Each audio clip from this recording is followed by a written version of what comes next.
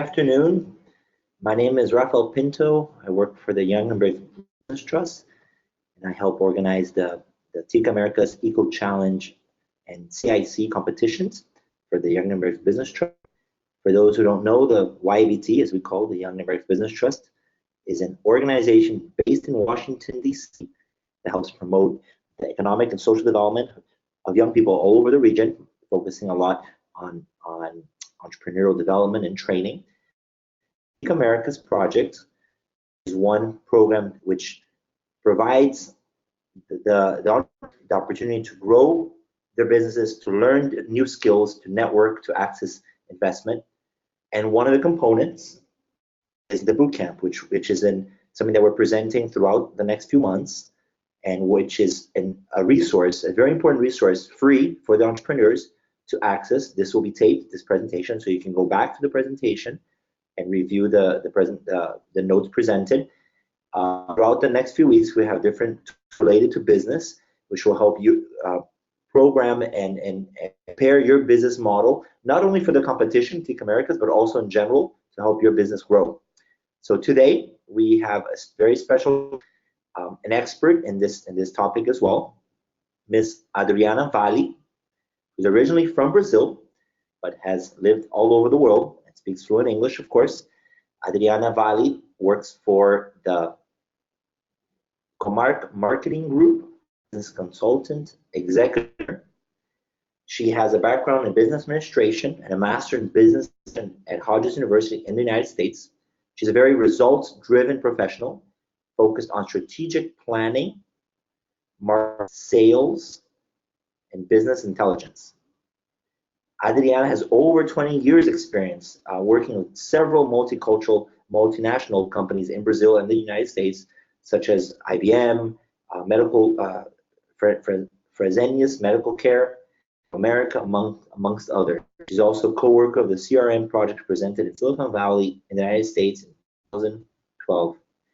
Adriana is a keynote speaker, a lecturer for postgraduate and extension courses, and also a consultant, a mentor for small businesses and startups that focuses on positioning businesses to optimize their results. We're very fortunate and happy to have Adriana sharing her experience, her knowledge with entrepreneurs all over Latin America and the Caribbean, and she'll leave her contact information as well, so you can follow up with her if you have any further questions.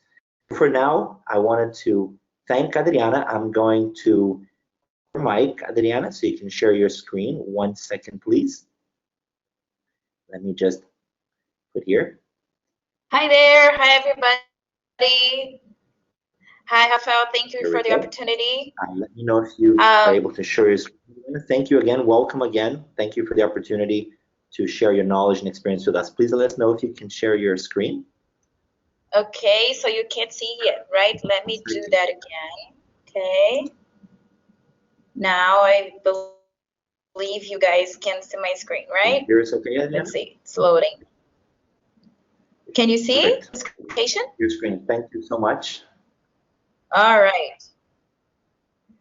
Okay, guys. So I hope everybody's ready. We're going to talk about sales. Okay. I'm going to talk a little bit about this first template right here. We're going to talk about strategic selling. Oh, you can't? Let me unmute you again. Just to give the format, I apologize.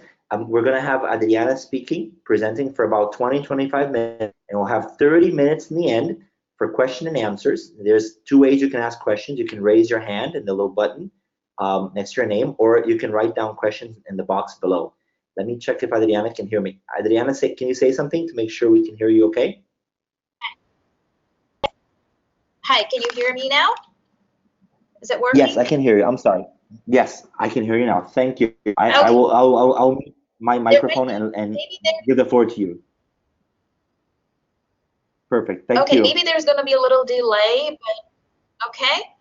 All right, guys. No problem. So I'm going to take some time on this first slide right here that talks about the subject is strategic selling. Okay. So basically, what we're going to talk about is how strategy and planning play an important role on the optimization of sales results. Basically because usually when people think about sales, they think that it's you have a product or service and you just sell to the market. That's it, period. And we are going to understand that there's much more to that, which doesn't have to be a hard process, but it really has to rely on strategy and planning. Okay. And then we're also going to discuss how to transform data into a fundamental resource to engage and retain customers, especially considering that we are living in the age of data. And basically, data can be used as a resource for businesses and also as a service for customers. Because once you segment your clients, you're able to understand them better and to offer a better service. Okay. So let's move on. So as I said before, sales is way more than just the act of selling. And I know we're going to have time to discuss this later, but I will ask you guys this question and you think about it, okay? So usually people think selling is hard. And why is it? Okay, there's a little taboo when we talk about sales, or maybe a big taboo, because there's this profile of the salesperson that's somebody really obnoxious, somebody that's always trying to push things into the customers, but that doesn't have to be that, because as I said before, when you use data as a service, you get to know the customer and you offer things accordingly to their needs. So that helps take a little bit away of the friction of the sales process. So it doesn't have to be a harsh relationship with the customer. Basically, to sell something really well to your final customer, you have to have a thorough understanding of the offer. I used to work for pharmaceutical companies with OTC products, so like over the counter, and but also deal with medication that you have to have that salesperson that will talk to the doctors. And I've learned a lot from that throughout my career, because imagine somebody that's going to sell a medication to a doctor, and this person has to know about the usage of this medication so well that has to convince this professional to prescribe it. So basically, and the doctor is not even the final consumer. So that's like you're considering a bridge in between.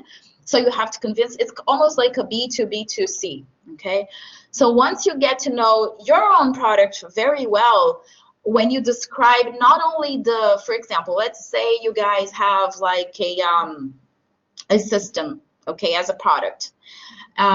You don't only have to know about the technical profile of the product, you have to have a way of telling the person how that's going to solve their problems. We are living in this problem-solving era. We have this, the customer has to understand how your offer is going to make his or her life easier, okay?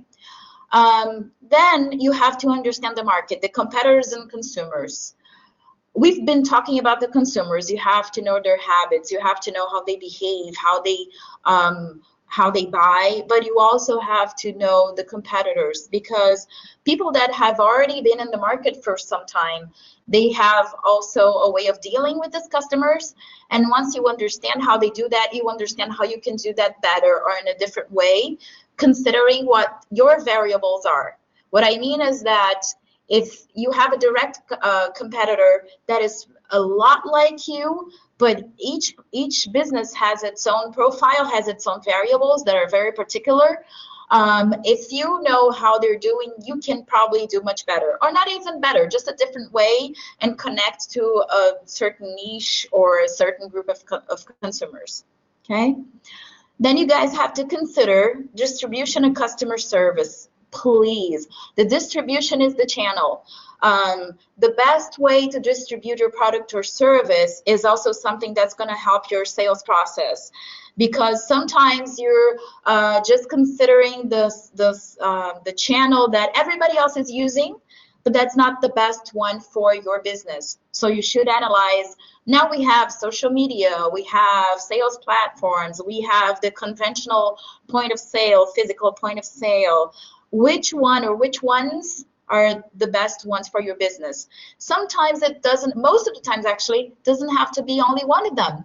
It can be an omni-channel process that you actually combine the online and offline, but they have to follow the same strategy, okay? And customer service is a must because we have to be customer-driven businesses. The customers now have a lot of power, different from like 20 years ago, 15 years ago. I always set this example. Here in Brazil, in the United States also, but let's talk about here, which is good for you guys to know a different market as well. Let's say that I'm going to buy a fridge, okay? I'm going to buy a fridge at a particular store at a mall. If I find that pricing is too high, usually what I do, I get my mobile, I check out on another website, and I find out that the price at another store is better. So I take the competitor inside somebody else's business. That's a lot of power. So if you understand that power that the consumer has, you start to give more value to this customer and treat him as much personally as you can. Of course, if you have a product that you attend masses, you can't know everybody, like everybody's name, everybody's date of birth. You have to use automation. But the most you know about the group of customers you have, the better, the best customer service you can offer, the more you engage with the consumers, okay? And matching all of the above is the key. If there was a formula, you would probably consider these three. Of course, there's no formula. You have each business requires a little bit more or less of these, but this is like the basics. Okay, this is like the sales 101. Moving on, develop a strategy. Okay, the product or solution developed based on market needs. It's the product market fit. Okay, so as I said before, we must know our customer. We must know this person that's going, we must know this consumer. Before the person is a customer, is a consumer, is a person who wants to buy things, okay? So when you develop a product or service, we must stop thinking that we are developing this thing because we think it's cool, we think it's good, and we must focus on the market. Because when we do that, the sales process is much lighter, much easier. There's less conflict, okay? Then there's the market research to understand the trends and habits of the consumer. How, when, why. If we think about ourselves, usually, let's say we go shopping for groceries. A lot of times on the checkout, we see a lot of little offers and we feel compelled to buy those things. These are probably not things you actually need. These are things that you buy based on impulse. And that's why people are, the stores that sell very well, they understand that while you're waiting in line, you're not doing anything, you get a gum, you get a piece of candy. So they understand how their consumer behaves, how they buy. So that's something that we cannot forget. We have to understand the trends of the market so that we're always ahead, okay? And we have to understand the habits of the consumer, how they buy, when they buy, why they buy, so that we can also consider the channels I've said before. If you're selling stuff on the checkout, that's also a channel. It's on the point of sale, but that's another channel you have at the store. So the more you understand, the more, the bigger the chances of selling more, of aggregating value on your chain. What do I mean is that, for example, let's say you buy an iPhone, okay? If you buy an iPhone, you're most likely going to buy the earplugs, the earphones, sorry, you're going to buy the charger, you're going to buy everything else that is necessary, and you're going to buy that from Apple because they force you to, because they explore their value chain. As businesses, we should think like that also, because a lot of times, I say this to startups and small businesses, increasing sales doesn't only have to rely on the amount of customers you have. Maybe you can only take care of 100 or so customers, but that doesn't mean your ticket has to be low. You can enhance your ticket by offering a bigger value chain, accessories and other products that are related to this first buy, okay? So you should explore in a good sense. your customer by exploring your value chain. Then we're going to talk about campaigns to engage the target markets, just to bring out interest, not to sell yet. When we talk about branded content these days, for example, when we talk about social media, it's the social selling part is very important, because you educate the consumer to then become your customer, because you teach him, you let him know that you're necessary or you're important in his life. So instead of just pushing things to the consumer, you start to engage him and make him want to buy stuff from you. Okay. Study and evaluate the most effective sales channels, as we've been talking the last minutes. That's the go-to-market strategy. Basically what you do, you prepare your product or service, you evaluate the channels, you do research, and then there's the time of the product launch or service launch. You go to market. The more you know about the market, the better you enter it. If you don't do your homework, what's probably going to happen is you're going to have a doubt, a big doubt. Is it the product market fit that's the problem? Is my product not good enough? Or is my strategy not good enough? And that is the company's most usual problem. Because, as I said before, usually we as businesses, when we're not trained, we think about, oh, I think this is nice. I think this is going to fit well. Or sometimes you try to imitate the competitor, which is also really bad. Because the competitor might have more money, might have another skill you don't have, might have other variables that you don't have, and that will hurt your business. Okay. So talking about go-to-market and product market fit, which one is more important? They're both very important. As we've been discussing the last few minutes, you have to have a product or service that fits the market as well as it can.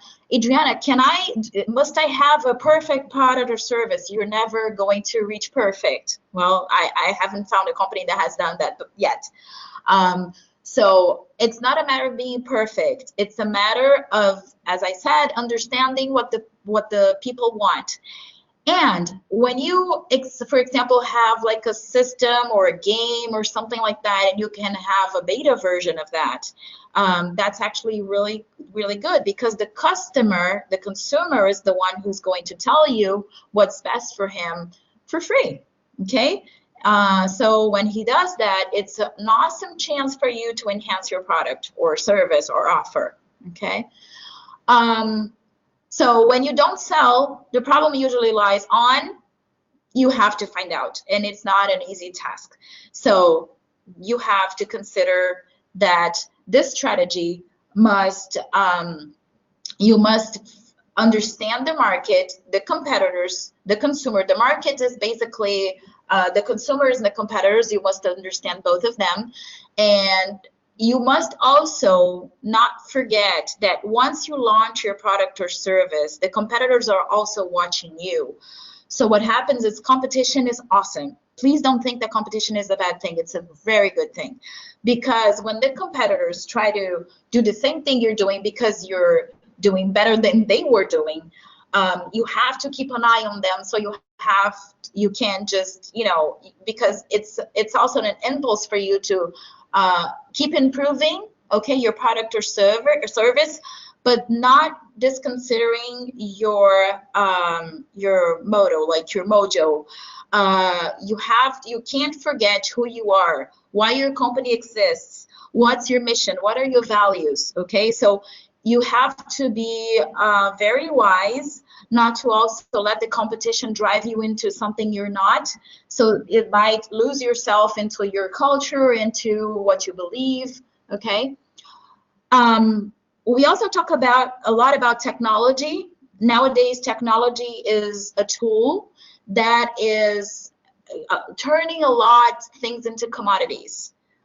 For those of you that might not know, commodities when something is very common. For example, rice, beans, coffee, these are commodities because you get the same product even though despite of which company you have. The difference between the commodities usually are the brand and the service. I usually ask people, how do you choose the rice you're going to eat? They have different brands, but they're all rice, okay? But the brand carries the identity of your offer. So I might prefer this brand because it's more, you know, it's a luxury brand, even though it's rice. It's the way, it's the package it comes on, the way that it's put in there, it's easier to cook. Or so that's what I was saying to you guys before. Do not only consider the product itself, consider whatever comes as an aggregated value with it. And returning to the tech as a tool, not the solution, a lot of companies, even big companies, are kind of like losing themselves on technology. They consider that technology is going to solve all their problems, but they're not. I gave a lecture last week to a couple of engineers, and I showed them a calculator, like a business calculator. And I asked them, you guys know what this is? They were like, yeah, it's a calculator. Does the calculator solve your problems? And their first answer was like, yeah. And I said, no, not the calculator. You guys solve the problem. So you have a tool, but you have to know what the problem is and how to solve it, and then use the tool to make it better, to make it faster, to have a more agile method to do that, okay, an efficient method.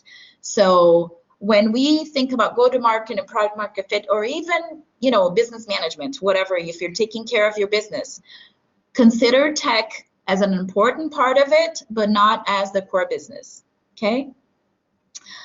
And then there's a very tricky question that I ask everybody all the time, and it's, why will the consumer buy from you and not from the person next door, okay?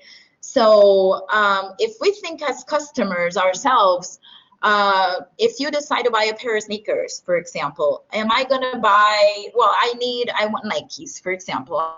I want Nike sneakers. They sell at major stores. They sell at store A and store B. Why would I buy at store A and not B? Sometimes people first say because the price, but usually the prices are very alike. So I then ask you guys this: when you go to a store and you buy a pair of sneakers or whatever you want to buy, the service that you have at the store, the person that comes to you, or the layout of the store, or the lighting, or whatever is in there, is the experience you're going to have. Does that also help you decide where you're going to buy your product? Most likely, yes, right? So if that happens to you, you should empathize with the consumers and do the same. You should consider that the person's going to buy from you unless you have something really different, really like state-of-the-art, top-notch, totally different, and you have no direct competitors, so the person has to buy something with you. You must consider the whole experience of the consumer. Moving on, let's say you're already selling. Consumers are engaged, okay? How do I enhance sales? Which button do I press? Talking about technology, right? So I'm going to push this button and people are going to buy much more from now on. Unfortunately, that's not how it works.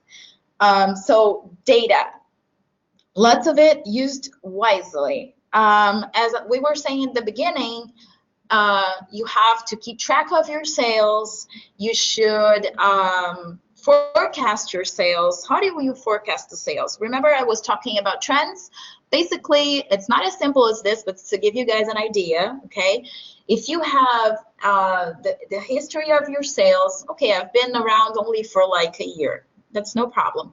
I'm gonna get my historic sales, and then I'm going to project my next year based on trends and based on my capacity to do more of my product or service, and my distribution channels, and consider all those variables.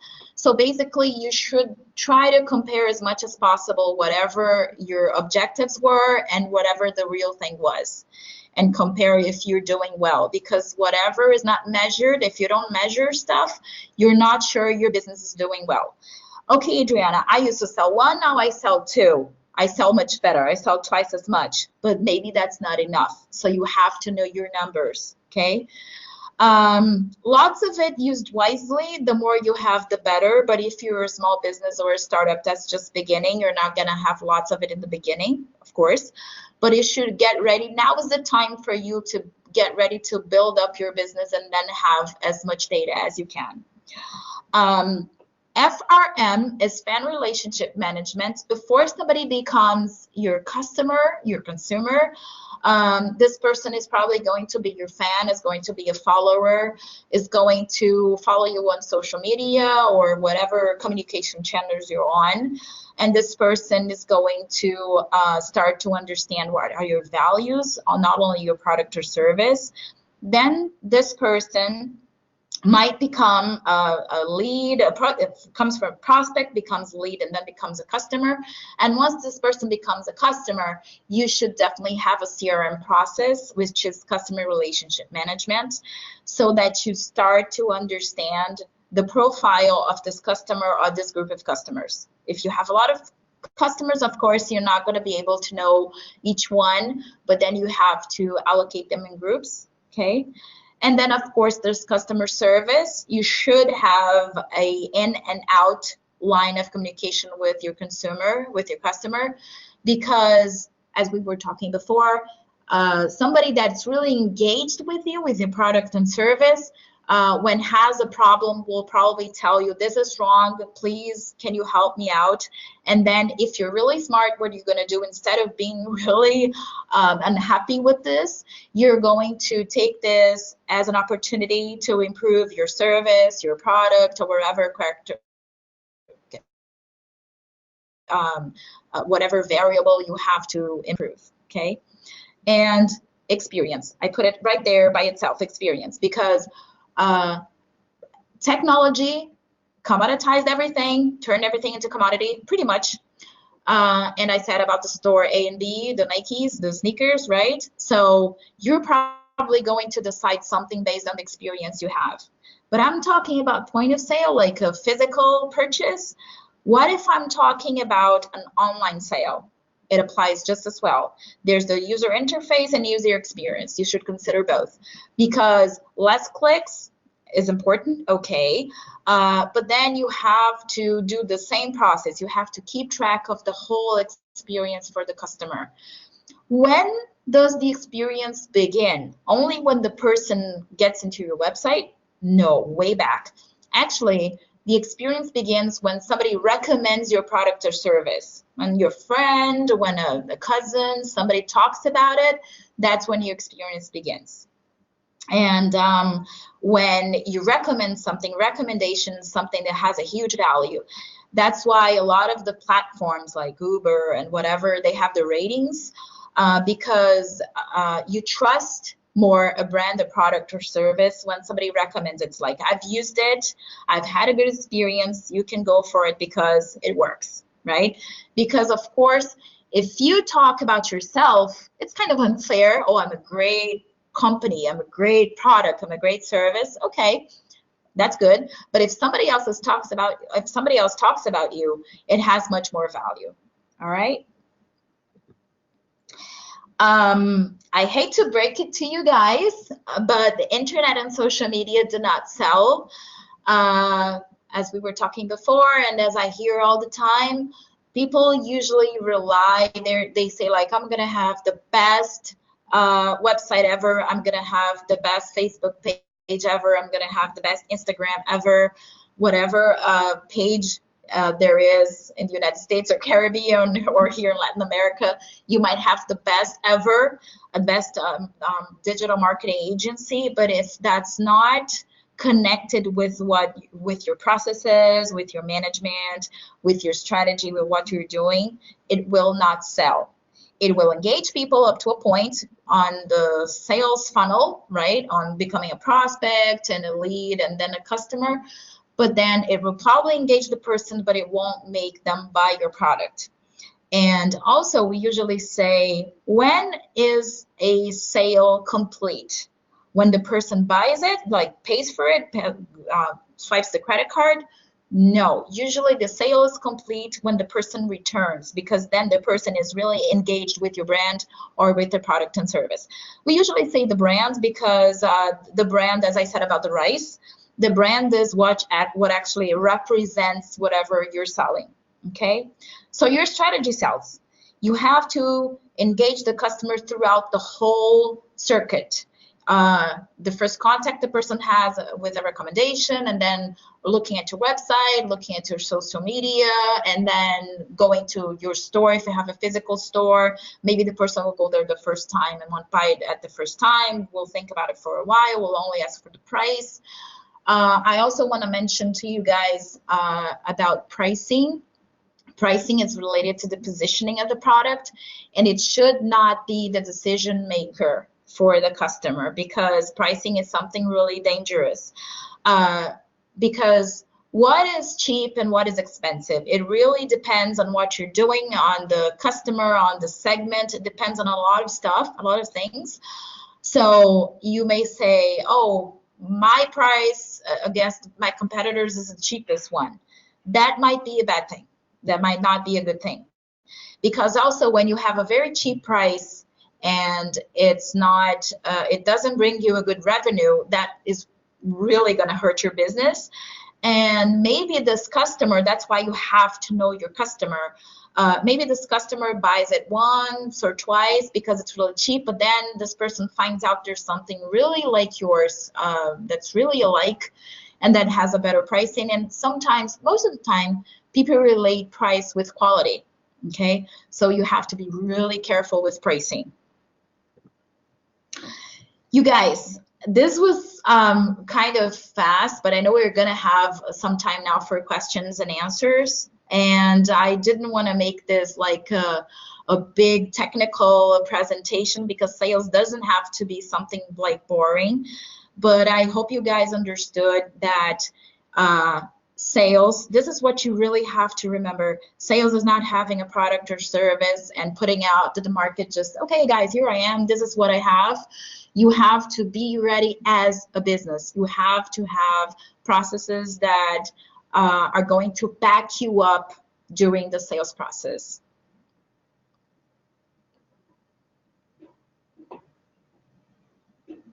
Fantastic, Adriana. Thank you so much. Very useful and very practical advice for the entrepreneurs. Just to give a little background, the profile of entrepreneurs in the boutique Americas are companies, startups, entrepreneurs that some of them are still developing the idea of their project, and some of them do have traction and have sales. And but this is a topic that we constantly hear from the entrepreneurs. What's the best approach? What's the best channel? How do we improve sales? And not everybody's a salesman. It's very difficult to sell.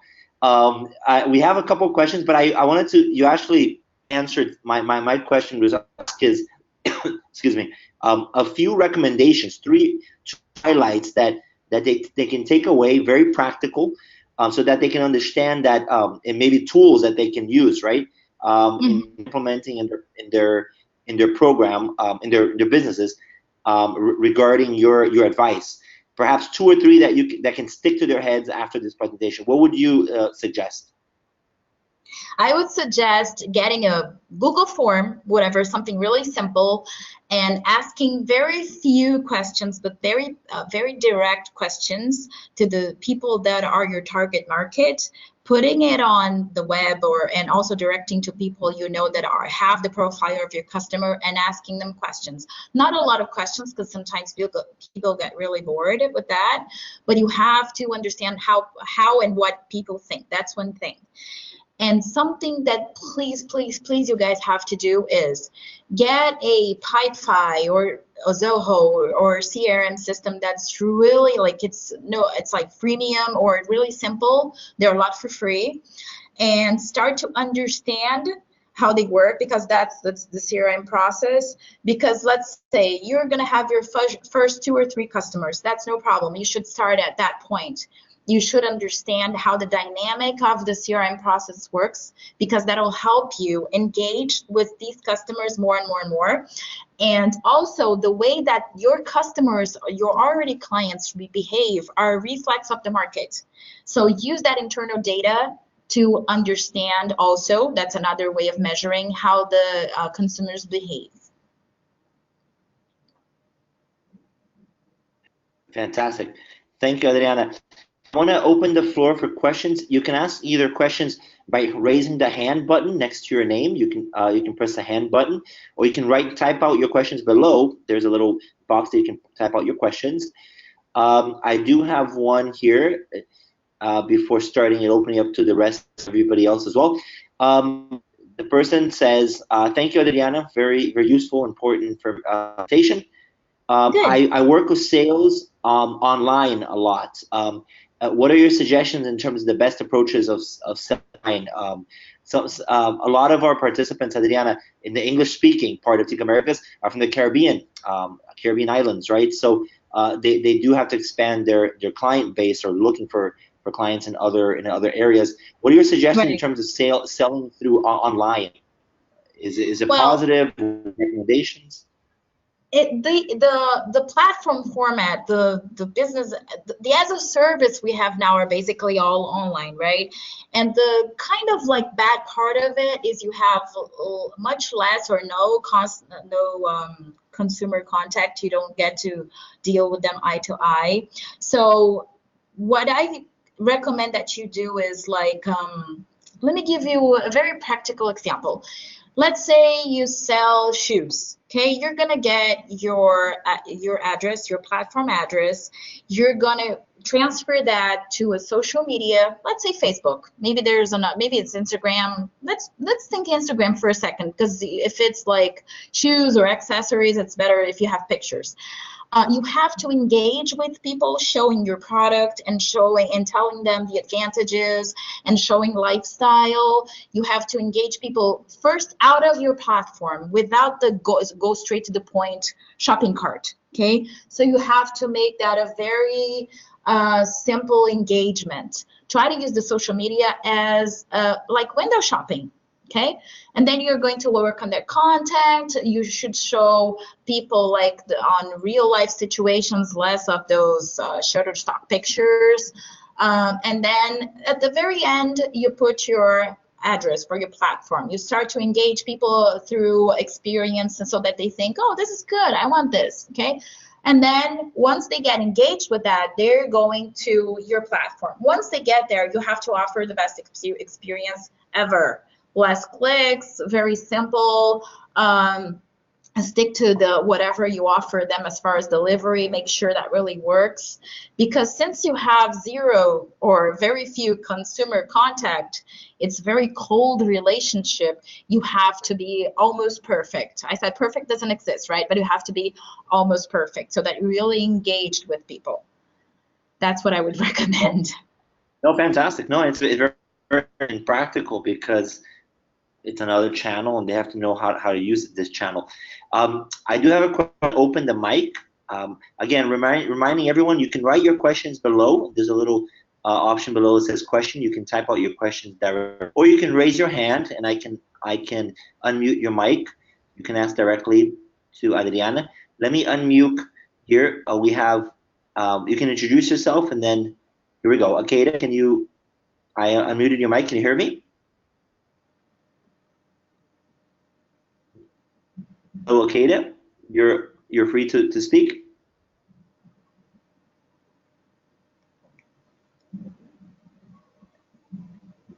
Akeda, can you hear us? Maybe you can type out the questions. 1 second, sorry. I unmuted the mic of Akeda. There we go. Can you try speaking again, Akeda? Sorry.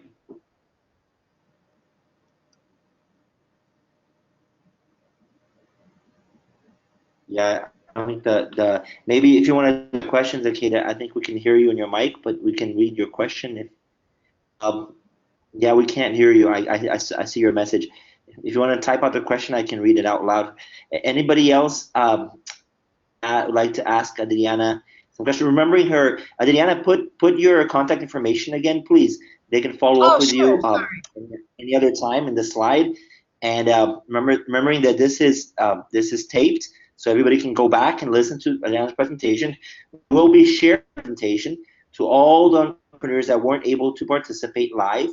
We know the difficulties in agenda with work, with studies, so we will be using the taped version to send it to all the entrepreneurs who are already registered in the program, and you that have heard can also go back and listen to it. Let me try one more time, Akeda. Let me see. Okay, I'm reading. She's typing out the questions here. 1 second. Okay, no problem. Besides knowing the market, let me try unmuting you again. Perhaps it'll work this time. You want to try the microphone? Can you try again, Akeda? Sorry, the microphone is unmuted. I think, yeah, maybe some technical problem. Anybody else? You? No. So yeah, at this moment, okay, here it goes. Okay, she typed out her question. Besides knowing the market, what other strategies can be used? Well, I don't know if that's the full question or stopped right there. What other strategies can be used? I think that's the full question. Besides just knowing the market, what other strategies can be used in selling? But I think you presented some. You might have a slide on that. What others besides knowing the market? Let me give you a heads up on that. Well, you have to know your business very well. It's like the in and outside. Like if we're doing a SWOT analysis, and you have to understand your strengths and your weaknesses and the opportunities and threats. Okay, so basically this question is actually very good because I was talking a lot about the market, but I've mentioned it before, but let me highlight that again, no problem. You have to know your capacity to produce a product or service you're selling. You have to make sure you have very much aligned processes, sales processes, manufacturing processes if you manufacture something. So you have to, it's like know thy business. You have to know yourself really well as a business also to be competitive. So that's besides knowing the market, you have to know what is your capacity to manufacture and to take care of the customers, to respond as a customer service and all that. You should consider internal and external variables. Excellent. Very clear. Akira, yes, can you hear me now? Oh, perfect. Okay, hi. Yes, sorry about that. I don't know what happened. Okay, so thank you very much for the explanation. But okay, sure. So for example, if okay, we're in the Caribbean and you just answered the question about the online selling and stuff. We're in the Caribbean. We want to sell to the US. However, it's the market that we intended to sell for, there's a little change, a shift in that market, and then the persons that we did not intend to sell for are the ones who are actually buying the product. In that case, how do you shift to get the persons that we intended to sell to?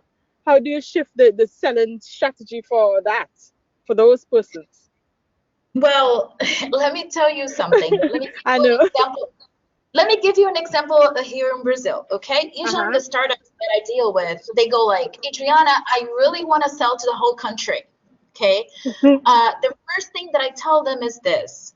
First, does it make sense to you? Remember I said a little while ago about you can have 100 or so customers instead of 1,000 customers and still make good revenue.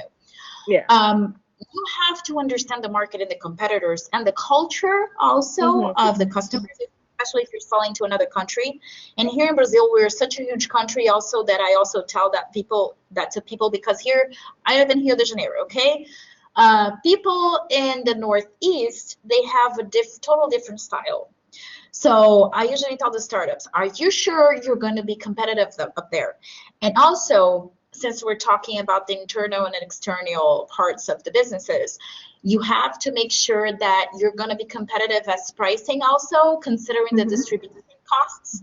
So in order to send something to the United States, the costs of the shipping and handling whatever, maybe they're going to be so high that you might not have a competitive price. Okay, Yeah. unless you have something that is, as I said before, something Unique. so particular that is so much like only you can do this, then it's okay.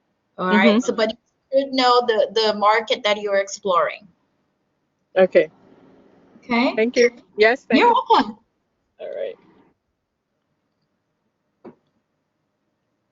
Fantastic. Thank you, Adriana. At the moment, anybody else has some questions? I'm looking here at the question box. No one else wants to take advantage of Adriana live, an opportunity to answer some questions instead of watching the video. This is a real of someone who has years of experience in the field.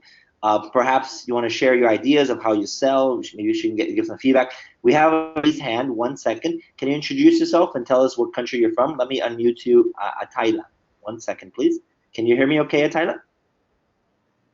Greetings, this is Atalia Israel from Ghana, Outlier Zone, a financial trading company. Thank you so much, Adriana, for this informative presentation. Hi, Rafael. Thank you.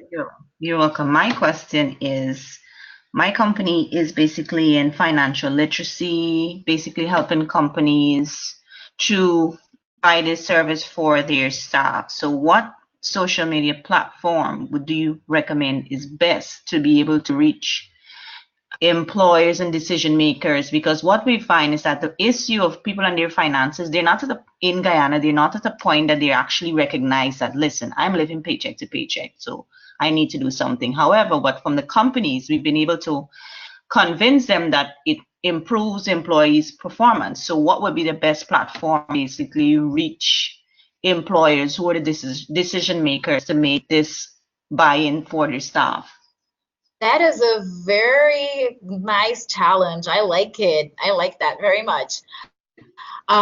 Basically, when you think about that sort of delivery, like that sort of service, I would consider LinkedIn, because what happens is Instagram really relates to experiences that you deal with images, right? Facebook is becoming sort of a very boring platform by now, so people are kind of disconsidering a lot of offers that are there, unfortunately, mostly because of their own users.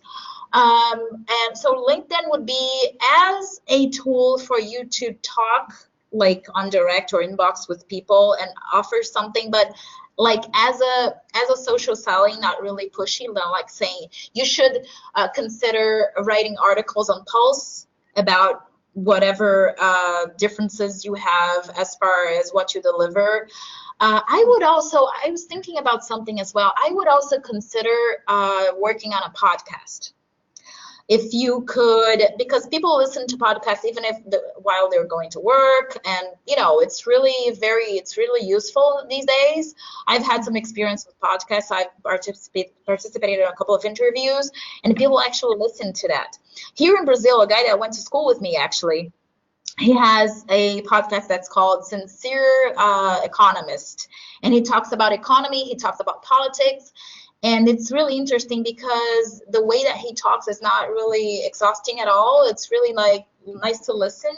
And even though you talk about finance, which is something really important for businesses and for people, of course, as well, I would consider finding your key people on LinkedIn and working on the social selling part, working on the Pulse and working on nice blogs that are really not getting too technical, but telling them how your services can benefit their companies and enhance their revenue. Okay. And also maybe the podcast. I think that would be something, because it's not interactive, but it's nicer, instead of reading a whole article, which is important every once in a while, but you have a nicer way to interact with people. Thank you so much. You're welcome.